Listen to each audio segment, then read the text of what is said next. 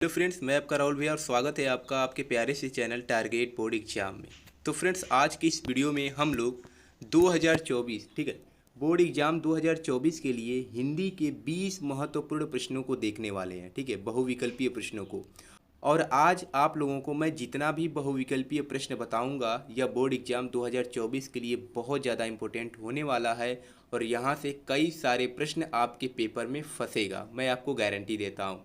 इसलिए आप सभी प्रश्नों को अच्छे से देखिएगा और इसको याद भी कर लीजिएगा।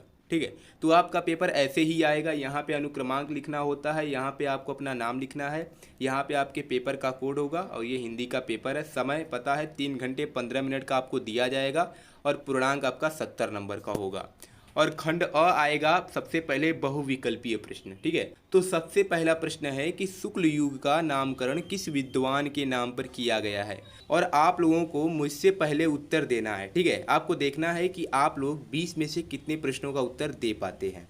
तो सबसे पहला प्रश्न है कि शुक्ल युग का नामकरण किस विद्वान के नाम पर किया गया है। ऑप्शन ए है वंशीधर शुक्ल, ऑप्शन बी है आचार्य रामचंद्र शुक्ल, ऑप्शन सी है बैकुंठनाथ शुक्ल और ऑप्शन नंबर डी है रामचरण शुक्ल। तो जल्दी से बताइए पहले क्वेश्चन का आंसर क्या हो जाएगा। तो इसका करेक्ट उत्तर है ऑप्शन नंबर बी, आचार्य रामचंद्र शुक्ल। बहुत ज़्यादा इंपॉर्टेंट प्रश्न है। शुक्ल युग का जो नामकरण किया गया था वो आचार्य रामचंद्र शुक्ल के ही नाम पर किया गया था। ठीक है, अगला प्रश्न है कि सेवा सदन उपन्यास के लेखक हैं। क्या है सेवा सदन उपन्यास के लेखक कौन है। जैनेन्द्र हैं, यशपाल हैं, प्रेमचंद हैं या जयशंकर प्रसाद। तो इसका करेक्ट उत्तर हो जाएगा ऑप्शन नंबर सी, प्रेमचंद। सेवा सदन उपन्यास के लेखक कौन है, तो प्रेमचंद जी हैं। ठीक है, तीसरा प्रश्न है कि शुक्ल युग के नाटककार निम्नलिखित में से कौन नहीं है। देखिए आप लोग यहीं पर गलतियां करते हैं, नहीं को नहीं देखते हैं। ठीक है, और आप पढ़ लेते हैं कि शुक्ल युग के नाटककार निम्नलिखित में से कौन है और लगभग 3 तो रहते ही हैं, तो आप किसी न किसी एक को टिक लगा के चले जाते हैं और कहते हैं मेरा सही है। लेकिन आपको यहाँ ध्यान देना है, यहाँ पे दिया नहीं है। ठीक है, तो 3 जो लोग इसमें होंगे वो तो हैं, एक ही ऐसा होगा जो नहीं होगा। ठीक है, तो आपको ये पता करना है। तो जयशंकर प्रसाद ये शुक्ल युग के नाटककार हैं कि नहीं है, तो ये हैं। डॉक्टर राम कुमार वर्मा ये भी हैं। हरिकृष्ण प्रेमी तो ये भी हैं।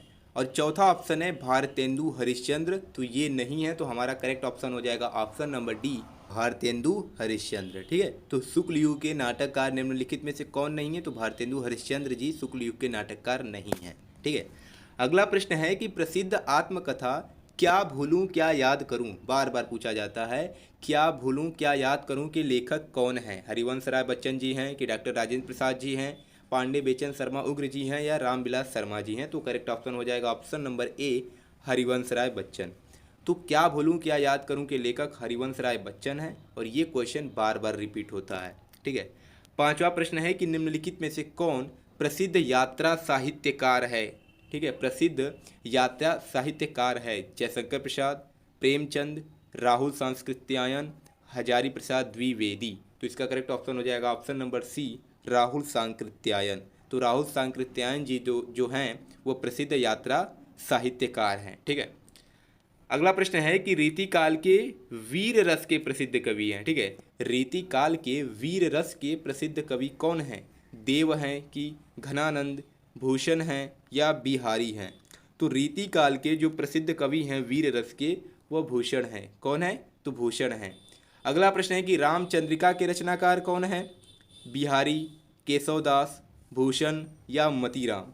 तो रामचंद्रिका के जो रचनाकार हैं वह केशवदास जी हैं। कौन है, केशवदास जी। सारे के सारे क्वेश्चन बहुत ज़्यादा इंपॉर्टेंट है, ये हर साल रिपीट होते हैं। ठीक है, सभी क्वेश्चन रिपीटेड क्वेश्चन है, इसलिए 2024 में भी आ सकता है। अगला प्रश्न है कि प्रिय प्रवास किसकी रचना है। प्रिय प्रवास किसकी रचना है।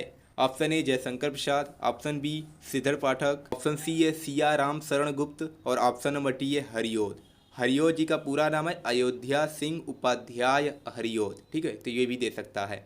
तो प्रिय प्रवास किसकी रचना है, तो हरिओद जी की रचना है। तो यहाँ पर अयोध्या सिंह उपाध्याय अगर पूरा भी नाम लिखा है तब भी वही करेक्ट करना है। ठीक है, तो प्रिय प्रवास हरिओद जी की रचना है। ठीक है, नवा क्वेश्चन कि राम की शक्ति पूजा के रचनाकार हैं। राम की शक्ति पूजा के रचनाकार कौन हैं। सूर्यकांत त्रिपाठी निराला जी हैं, महादेवी वर्मा, रामधारी सिंह दिनकर या सुमित्रा नंदन पंत। तो जल्दी से बताइए कि राम की शक्ति पूजा के रचनाकार कौन है। तो इसका करेक्ट ऑप्शन हो जाएगा option number A, Suryakant Tripathi Nirala ji. ठीक है, तो राम की शक्ति पूजा के जो रचनाकार हैं वह सूर्यकांत त्रिपाठी निराला जी हैं। अगला प्रश्न है कि निम्नलिखित में से कौन प्रगतिवादी युग का कवि नहीं है। ठीक है, कवि नहीं है प्रगतिवादी युग का। Option A Nagarjun, option B Trilochan, option C Kedarnath Agarwal और ऑप्शन नंबर डी है भारतेंदु हरिश्चंद्र। तो इनमें से ऐसे कौन से कवि हैं जो प्रगतिवादी युग के कवि नहीं हैं। तो ऑप्शन नंबर डी करेक्ट हो जाएगा भारतेंदु हरिश्चंद्र जी। ठीक है, तो भारतेंदु हरिश्चंद्र जी जो हैं वह प्रगतिवादी युग के कवि नहीं हैं। ठीक है, 11वां क्वेश्चन है कि हास्य रस का स्थायी भाव है। बहुत ज़्यादा आसान भी है। शोक, हास, रति या उत्साह। हास्य रस का मतलब हंसना, तो इसका करेक्ट उत्तर हो जाएगा ऑप्शन नंबर बी हास। तो हास्य रस का स्थायी भाव क्या होता है। तो हास्य रस का स्थायी भाव होता है हास। ठीक है, अगला प्रश्न है कि मनहु, मानो, जनु, जानो आदि वाचक शब्द किस अलंकार में प्रायः प्रयुक्त होते हैं। ठीक है, इन यहाँ पे जितने भी शब्द लिखे गए हैं मनहु, मानो, जनु, जानो, ये शब्द किस अलंकार में प्रयुक्त होते हैं। अगर जिसमें ये प्रयुक्त होते हैं वह कौन सा अलंकार माना जाता है ये आपको बताना है। ऑप्शन ए उत्प्रेक्षा, ऑप्शन बी रूपक, ऑप्शन सी उपमा और ऑप्शन नंबर डी है यमक। तो कौन सा अलंकार होगा। तो इसका करेक्ट उत्तर हो जाएगा ऑप्शन नंबर ए, उत्प्रेक्षा अलंकार माना जाता है। ठीक है, ये शब्द कहाँ पे यूज होते हैं। तो उत्प्रेक्षा अलंकार में यूज होते हैं। अगला प्रश्न है कि उपसर्ग से बना शब्द नहीं है। बहुत ज़्यादा आसान है, आपको नहीं भी पता होगा फिर भी देख के आप बता सकते हैं। उपसर्ग से बना शब्द नहीं है। उपदेश में उप लगा है मतलब है, उपनाम में भी उप लगा है मतलब है, उपवन में भी उप है, लेकिन ऊपर जो दिखा है इसमें बड़ा उ लग गया है। तो ये हमारा ऑप्शन करेक्ट हो जाएगा। उपसर्ग से जो बना शब्द नहीं है वह है ऊपर। ठीक है, अगला प्रश्न है कि दैनिक शब्द में किस प्रत्यय का प्रयोग हुआ है। देखिए, उपसर्ग जो होता है वह किसी भी शब्द के आगे लगता है और जो प्रत्यय होता है किसी शब्द के पीछे लगता है। तो दैनिक यानी न में आ रहा है ई की मात्रा और आगे है क यानी इक प्रत्यय। तो यहाँ पे जो इक प्रत्यय होगा वो हमारा करेक्ट हो जाएगा। तो ऑप्शन नंबर ए है इक, मतलब करेक्ट है। ठीक है, 15 नंबर क्वेश्चन है कि त्रिवेणी में कौन सा समास है। द्वंद्व समास है, कर्मधारय समास है, द्विगु समास है या अवयवी भाव समास है। तो त्रिवेणी में द्विगु समास है। ठीक है, कौन सा समास है त्रिवेणी में। तो द्विगु समास है।